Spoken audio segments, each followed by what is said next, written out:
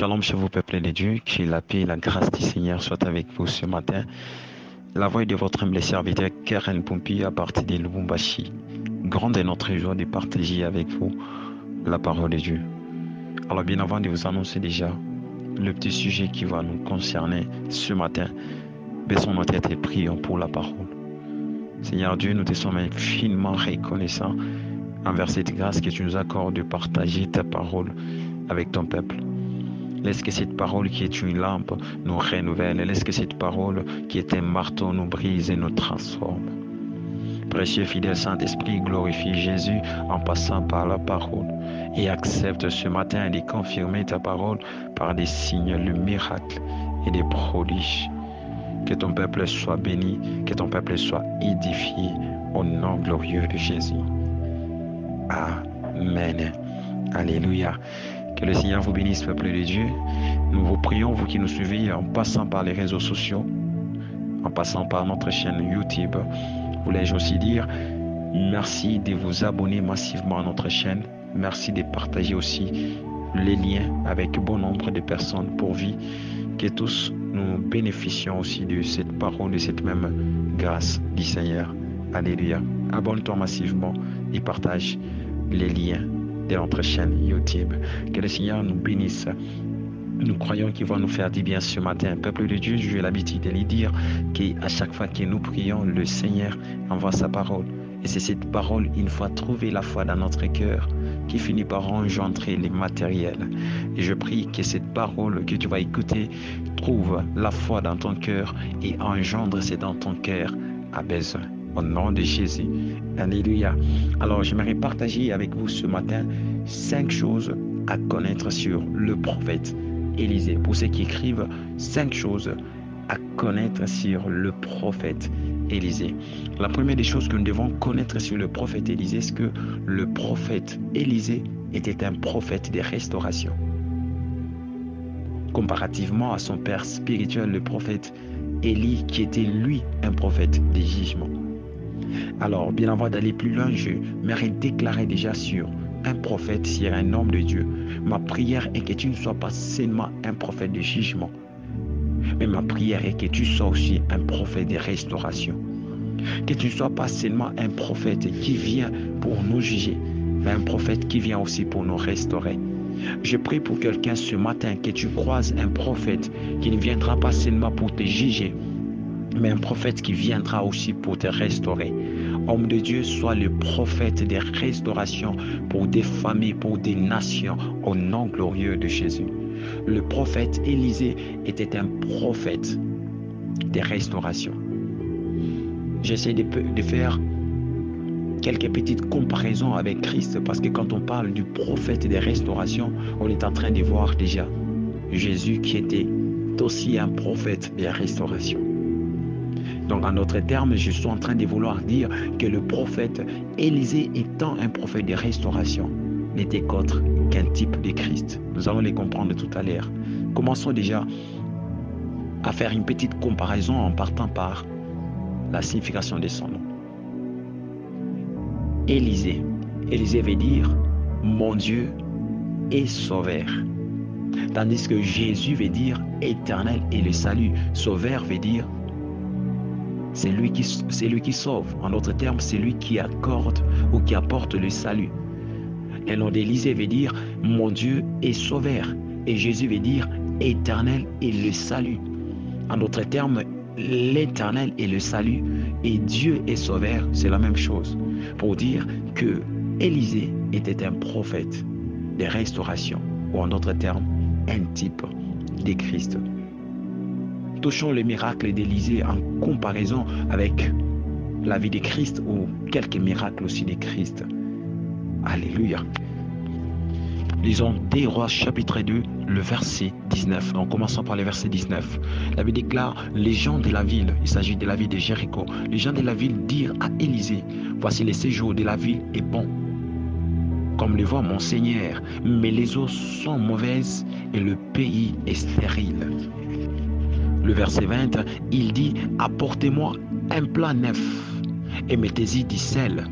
Et il est lui portèrent, verset 21, il alla vers la source des eaux et il y jeta du sel et dit, ainsi parle l'Éternel. J'assainis ces eaux et il n'en proviendra plus ni mort, ni stérilité. Verset 22, et les eaux firent assainir jusqu'à ce jour selon la parole qu'Élisée avait prononcée. Alléluia. Élisée est un prophète de restauration.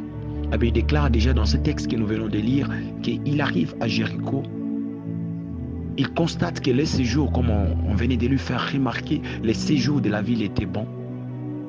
Mais une chose ne marchait pas. Les eaux étaient stériles. Les eaux causaient la mort. La Bible déclare qu'ils sont allés voir Jésus. Ils sont allés voir plutôt Élisée et lui faire rapport de ce qui s'est passé dans la ville. La Bible déclare qu'étant un prophète de restauration, Élisée demanda qu'on lui donnât le sel sur un plat. Et il prit ce sel, il assaignit la source de la rivière. Ainsi, l'eau pouvait être... Oui, peuple de Dieu, le texte que nous venons de lire est en train de confirmer que Élisée était un prophète de restauration. La Bible déclare qu'il arrive à Jéricho. Le peuple lui fait voir que les séjours à Jéricho étaient bons. Mais l'eau était amère, l'eau causait la mort. Et la Bible déclare que Élisée leur demanda de lui apporter le sel sur un plat neuf. Lorsqu'ils prirent le sel sur un plat neuf, la Bible déclare qu'il alla assainir la source des eaux. Et il jeta du sel et dit, ainsi parle l'Éternel, j'assainis ces eaux, il n'en proviendra plus ni mort ni stérile. Stérilité, voulais-je dire. Et la Bible ajoute en disant que les eaux firent assainir jusqu'à ces jours selon la parole qu'Élisée avait prononcée. Élisée est en train de restaurer la source des eaux de la ville de Jéricho par la parole qu'il a prononcée, bien sûr, en utilisant le sel sur un plat neuf. Élisée est en train de restaurer la source des eaux. Il est en train de restaurer, en d'autres termes, les eaux de Jéricho. Élisée, un prophète de restauration. Et c'est celle dont il a saigni avec la source des eaux de Jéricho. Il était contraint de symboliser Christ. Christ parle de nous comme étant le sel du monde. Mais nous ne pouvons pas être le sel du monde sans que lui ne soit aussi le sel du monde. C'est pourquoi il dira que nous sommes la lumière du monde. Mais plus tard, il dira aussi qu'il est la lumière du monde. Si nous sommes le sel, donc lui aussi est le sel du monde. Et ce sel était mis sur un plat neuf qui symbolise la sainteté de Christ. Mes frères et sœurs, j'aimerais vous dire que si vous voulez vivre la restauration dans votre famille, la restauration dans votre vie, allez d'abord à la source des problèmes. Et là, à la source, mettez le sel, assainissez votre source avec Christ et la restauration s'imposera dans votre famille et dans votre vie. Par la parole, le prophète Élisée est en train de restaurer les eaux de Jéricho. Étant un type de Christ, nous voyons dans les livres de Marc, chapitre 10, le verset 46, la Bible déclare que Jésus arriva à Jéricho, la même ville. Et lorsque Jésus en sortit avec ses disciples et une assez grande foule, les fils de Timée, Bartimée, mendiants, aveugles, étaient assis au bord du chemin. La Bible est en train de nous parler de l'arrivée de Jésus dans la même ville de Jéricho qui a été restaurée l'autre fois par le prophète Élisée. Alors, qu'est-ce que Jésus est allé faire à Jéricho? Lisons Josué chapitre 6, le verset 26. La Bible déclare, c'est fit alors que Josué gira en disant, maudit soit devant l'Éternel l'homme qui se lèvera pour rebâtir cette ville de Jéricho. Il en jettera le fondement au prix de son premier-né et il en posera le porte au prix de son plus jeune fils. Alors la Bible déclare que, en passant par ces textes de Josué, que Josué avait maudit la ville de Jéricho. Josué a prononcé et proclamé des paroles de malédiction sur la ville de Jéricho. Ainsi, quand Christ entre dans la ville de Jéricho, la Bible déclare qu'il est allé là-bas, il proclamait le parole, il annonçait la bonne nouvelle. Mes frères et sœurs, la façon la plus simple d'annuler les paroles de malédiction consiste à proclamer les paroles de bénédiction à la place des paroles de malédiction. Ainsi, Christ est allé dans la ville de Jéricho proclamant des bonnes paroles du royaume, des paroles de bénédiction. Le but était d'annuler les paroles de malédiction qui pesaient sur la ville de Jéricho. Ainsi, nous pouvons dire que Christ est allé aussi dans la même ville de Jéricho que les prophètes Élisée pour la restaurer avec la parole. Élisée a restauré la ville de Jéricho, les eaux de Jéricho en proclamant la parole, et Christ est allé restaurer la même ville en proclamant la parole. D'où le prophète Élisée est un type de Christ, prophète de restauration. Deuxième exemple, mes frères et sœurs, se trouve dans les livres de 2 Rois chapitre 4, le verset 42. 2 Rois 4, 42. La Bible déclare, un homme arriva de Baal-Shalisha. Il apporta 10 pains de prémices à l'homme de Dieu, 20 pains d'orge et des épices nouveaux dans son sac. Élisée dit, donne à ces gens et qu'ils mangent. Verset 43, son serviteur répondit, comment pourrais-je en donner à 100 personnes? Mais Élisée dit, donne à ces gens et qu'ils mangent, car ainsi parle l'Éternel, on mangera et on en aura des restes. Verset 44, il mit alors le pain devant eux et ils mangèrent et en irent des restes selon la parole de l'Éternel. Alléluia. Nous sommes en train de voir dans ce texte le prophète Élisée qui prononce, qui proclame une parole de l'Éternel, et cette parole multiplie 20 pains, parce qu'il y avait 20 pains et 100 personnes. Nous sommes en train de vivre une histoire de multiplication ici. On a apporté 20 pains et le prophète a proclamé la parole de l'Éternel. Et la Bible déclare que 100 personnes ont eu à manger le pain et aussi ils lirent des restes. Alléluia. Prophète de restauration, le prophète Élisée. Mes frères et sœurs, vous êtes sans ignorer que Jésus a eu à multiplier aussi le pain et les poissons. Matthieu chapitre 14, le verset 19. La Bible déclare, il fit asseoir la foule sur l'herbe, prit le 5 pains et les 2 poissons. Élevant les yeux vers le ciel, il rendit grâce, puis il rompit le pain et les donna aux disciples qui les distribuèrent à la foule. Verset 20, tous mangèrent et firent rassasier, et l'on emporta 12 paniers pleins de morceaux qui restaient. Alléluia. Prophète Élisée, un type de Christ. Prophète Élisée, prophète de restauration. Alléluia. Le dernier exemple en rapport avec la première des choses à connaître sur le prophète Élisée lié au miracle en comparaison avec Christ qui se trouve dans le livre des 2 Rois chapitre 4 le verset 28. La Bible déclare, alors elle dit, ai-je demandé un fils à mon Seigneur? N'ai-je pas dit, ne me trompe pas? Et Élisée dit à Géasi, saint terrain, prends mon bâton dans ta main et pars. Si tu rencontres quelqu'un, ne le salue pas. Et si quelqu'un te salue, ne lui réponds pas. Tu mettras mon bâton sur le visage de l'enfant. La mère de l'enfant dit à l'Éternel est vivant et ton âme est vivante. Je ne te quitterai point. Et il s'éleva et la suivit. Géasi les avait devancés et il avait mis le bâton sur le visage de l'enfant. Mais il n'y eut ni voix, ni signe d'attention. Il s'en retourna à la rencontre d'Élisée et lui rapporta la chose en disant, l'enfant ne s'est pas réveillé. Verset 32, lorsque Élisée arriva dans la maison, voici l'enfant était mort, couché sur son lit. Élisée entra et ferma la porte sur eux deux. Et il pria l'Éternel. Il monta et se coucha sur l'enfant. Il mit sa bouche sur sa bouche, ses yeux sur ses yeux, ses mains sur ses mains, et il s'étendit sur lui, et la chair de l'enfant se réchauffa. Élisée s'éloigna, alla ça et là,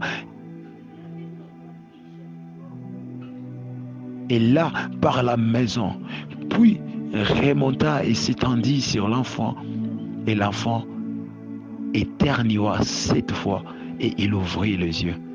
Élisée appela Géasi et dit, appelle cette Shunamite. Géasi l'appela, et elle vint vers Élisée qui dit, prends ton fils, oh mon Dieu. Prophète des restaurations.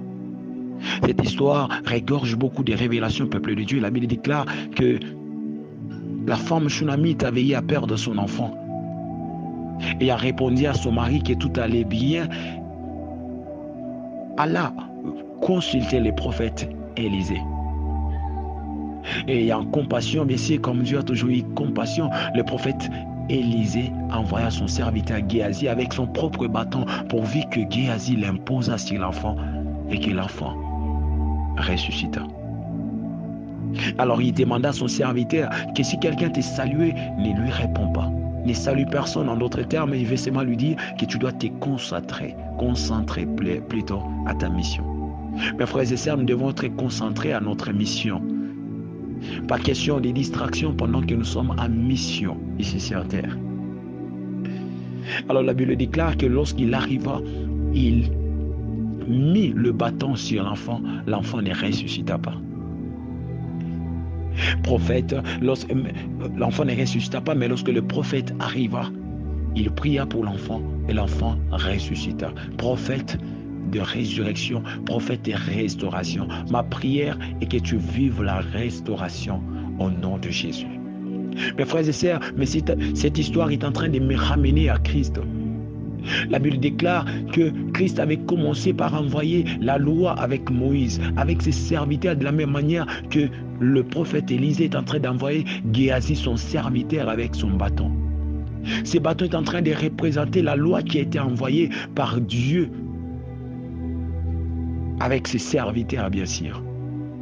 Moïse, son serviteur, est venu la loi afin de ressusciter l'homme qui était mort dans les péchés, mais la loi n'a pas ramené l'homme à la vie.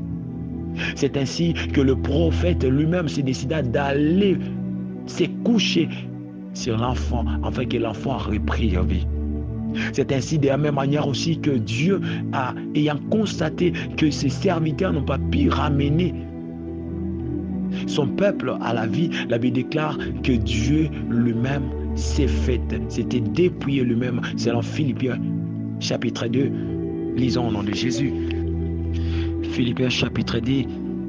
Commençons par le verset 5. La Bible dit, ayez en vous le sentiment qui était en Christ, lequel, existant en forme de Dieu, n'a point regardé comme une proie à arracher d'être égal avec Dieu, mais s'est dépouillé lui-même. Il s'est dépouillé lui-même en prenant une forme de serviteur, en devenant semblable aux hommes et ayant paru comme un simple homme. Il s'est humilié lui-même, se rendant obéissant jusqu'à la mort, même jusqu'à la mort de la croix. C'est pourquoi aussi Dieu l'a souverainement élevé et lui a donné le nom qui est au-dessus de tout nom. La Bible est en train de déclarer que Jésus s'était dépouillé lui-même. Il s'est dépouillé. Dieu ayant constaté qu'avec la loi passant par ses serviteurs, l'enfant qui était mort n'a pas connu la résurrection. C'est ainsi que Jésus, Dieu s'est décidé lui-même, en prenant la forme semblable aux hommes, il s'est décidé de venir comme le prophète Élisée a ressuscité l'enfant. C'est pourquoi Jésus dira plus tard que tous ceux qui sont venus avant moi sont des voleurs. Pourquoi? Parce qu'ils n'ont pas pu ramener l'enfant à la vie. Alléluia. Prophète Élisée, prophète de restauration. Mes frères et sœurs, la deuxième des choses que nous devons connaître sur le prophète Élisée, elle est liée à son appel. Lors de son appel, la Bible nous décrit clairement que Élisée n'a pas hésité à répondre à l'appel de Dieu. Élisée a même abandonné son travail, ce qu'il faisait pour répondre à l'appel de Dieu. Il y a des gens qui veulent opérer dans la même dimension qu'Élisée. La question que j'aimerais vous poser est de savoir si vous êtes prête à tout abandonner pour répondre à l'appel des dieux. Quand je parle de l'appel de Dieu, je suis en train de voir trois sortes d'appels. Premièrement, l'appel au salut. Deuxièmement, l'appel à l'intimité, à la relation avec Christ et l'appel au service. Élisée a répondu à ces trois sortes d'appels. Élisée a répondu à l'appel du salut. Élisée a répondu à l'appel de l'intimité. Nous voyons cette relation qu'avait Élisée avec Élie. Et Élisée a répondu à l'appel au service. Il a tout abandonné. Lisons 1 Roi chapitre 19, commençant par le verset 19. La Bible déclare, Élie partit de là et y trouva Élisée fils de Shaphanch, qui labourait. Il y avait devant lui 12 paires de bœufs, et il était avec la 12e. Élie s'approcha de lui et y jeta sur lui son manteau. Élisée quitta ce bœuf, courut après Élie et dit, laisse-moi embrasser mon père et ma mère, et je te suivrai. Élie lui répondit, vois et reviens, car pense à ce que je t'ai fait. Verset 21, après s'être éloigné d'Élie, il revient prendre une paire de bœufs qu'il offrit en sacrifice avec l'attelage de bœufs, et il fit cuire leur chair et la donna à manger au peuple. Puis il s'éleva, suivit à l'immédiat Élie et fit à son service. Oh mon Dieu, le prophète Élisée, il n'a point hésité à répondre à l'appel de Dieu. Ce texte est en train de nous décrire noir sur blanc comment est-ce que Élisée n'a point hésité. Ayant reçu le manteau d'Élie qui était tombé sur lui, synonyme de l'appel du Seigneur, bien sûr. Ce manteau symbolise le Saint-Esprit qui nous lance un appel aujourd'hui. Et la Bible déclare qu'Élisée, sans hésiter, demanda à Élie d'aller dire au revoir à ses parents, enfin, de suivre Élie. Et la Bible nous déclare qu'étant revenu, Élisée s'est mis directement au service. Mes frères et sœurs, le Seigneur nous appelle au service. Le Seigneur nous appelle à l'intimité. Le Seigneur nous appelle au salut. Es-tu prête à répondre à l'appel de Dieu? Je suis en train de parler au prophète Élisée, au prophète des restaurations. Mes frères et sœurs, vous ne serez jamais prophète si vous ne répondez pas à l'appel de Dieu. Il n'a point hésité, il a répondu directement à l'appel de Dieu. Que Dieu me donne des jeunes gens qui n'hésitent pas à répondre à l'appel de Dieu. Des jeunes gens qui sont prêts à tout abandonner pour l'appel de Dieu. Aujourd'hui, nous avançons trop de raisons, mais Élisée n'a pas si avancé beaucoup de raisons. Nous sommes en train de les voir avec les disciples, Matthieu chapitre 19 au verset 27. Pierre est en train de dire à Christ que voici, nous avons tout abandonné. Nous avons tout quitté, nous t'avons suivi.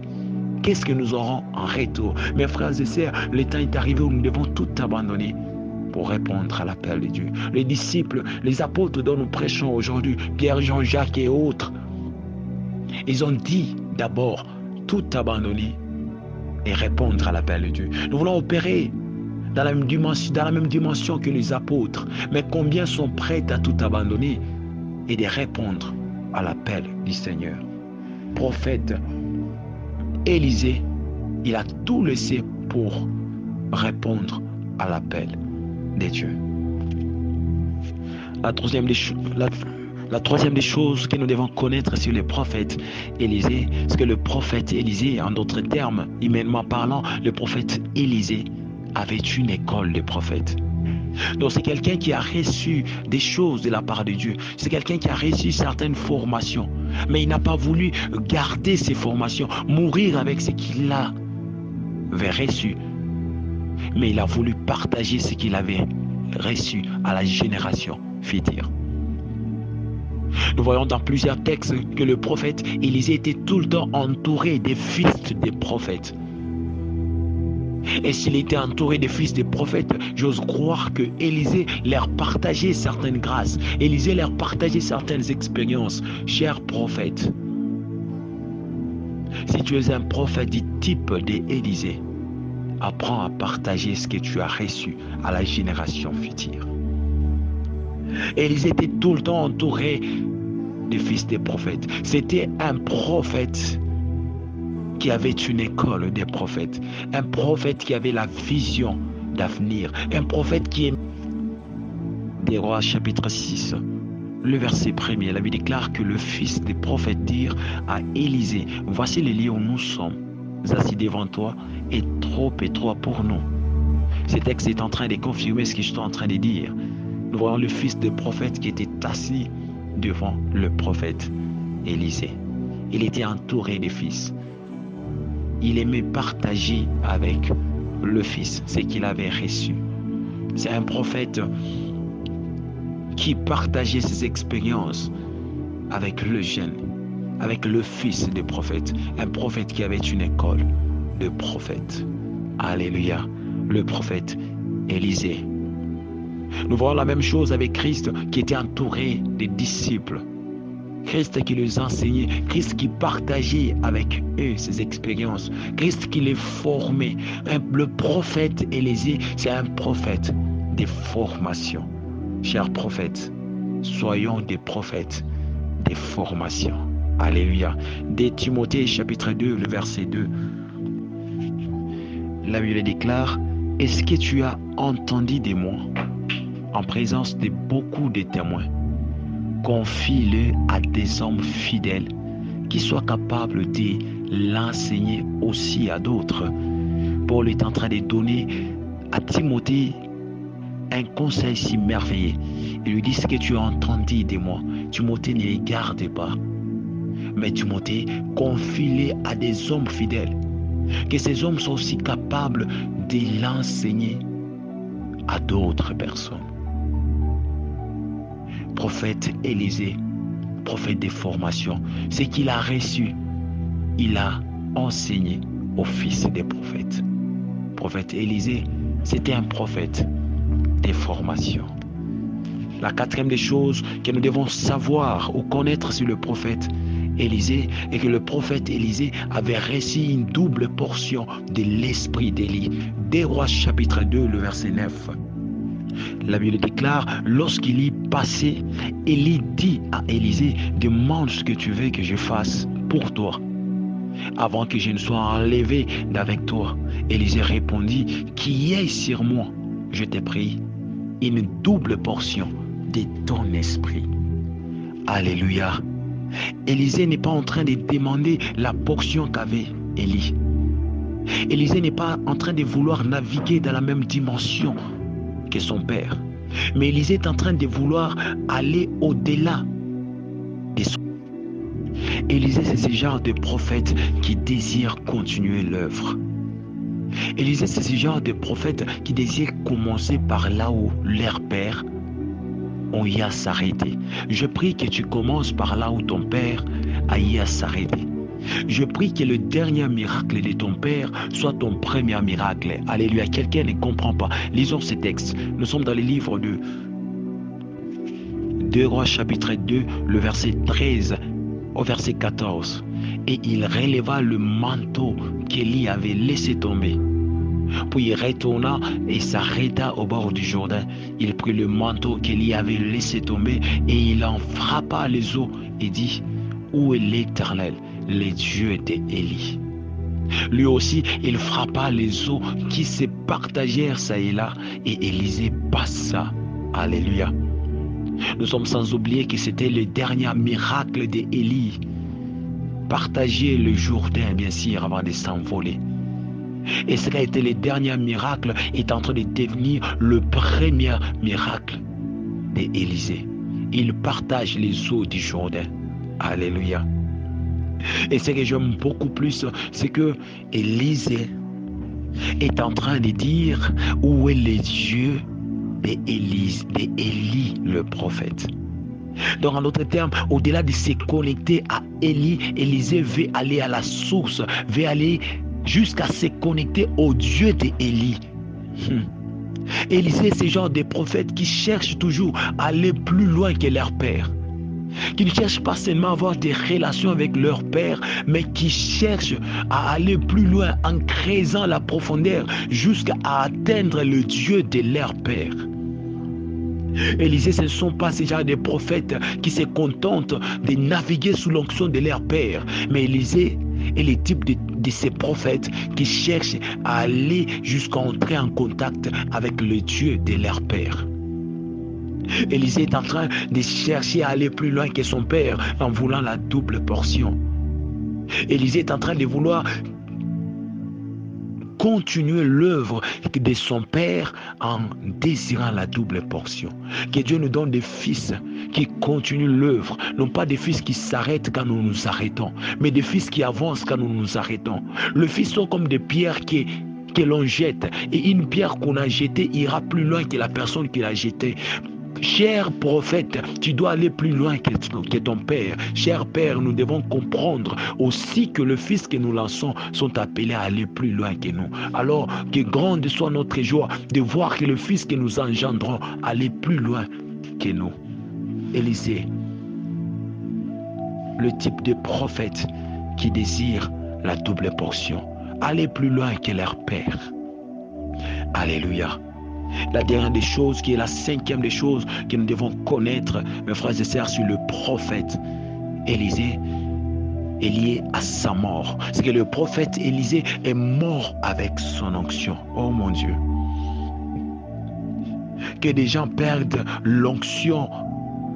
Que des gens perdent l'onction très tôt. Mais la Bible déclare que le prophète est mort avec son onction. Je suis en train de déclarer sur un homme de Dieu, sur un père qui m'entend, que tu meurs avec l'onction. Mes frères et sœurs, je vous prie de tout faire afin de ne pas perdre l'onction. Le prophète est mort avec son onction. Lisons 2 Rois chapitre 13, le verset 21. La Bible déclare, et comme on enterrait un homme, voici, on aperçut une de ses troupes, et l'on jeta l'homme dans les sépulcres d'Élisée. L'homme alla toucher les os d'Élisée, et il reprit vie et se leva sur ses pieds. Oh mon Dieu! On est allé jeter un cadavre qu'on allait pour enterrer sur le sépulcre d'Élisée. Le cadavre est tombé. La Bible déclare que lorsque ce cadavre toucha les os d'Élisée, ce cadavre reprit vie, puisque Élisée était mort avec son onction. Je prie que même lorsque tu vieilliras, quand tu diras t'es quitte qu'il se passe quelque chose, je prie que même dans ta vieillesse, que l'onction continue à couler jusqu'au pont de ta robe. Je prie que même dans ta vieillesse, que l'onction coule et impacte des générations et des générations. Élisée est mort avec son onction. Il était déjà décomposé. La Bible déclare que même ses os pouvaient ressusciter mort. Oh mon Dieu, je prie que comme Christ par sa mort nous donne la vie, je déclare au nom de Jésus que tu meurs, que tu vieillisses avec l'onction, que tu ne perdes pas l'onction. La Bible est en train de nous parler aussi de l'apôtre Jean qui a vieilli avec l'onction. Il a écrit les livres de l'Apocalypse dans sa vieillesse avec onction. Je prie pour un père, je prie pour un jeune. Mère avec l'onction. Ne perds pas l'onction. Mère avec l'onction. Au nom de Jésus. Mère avec l'onction.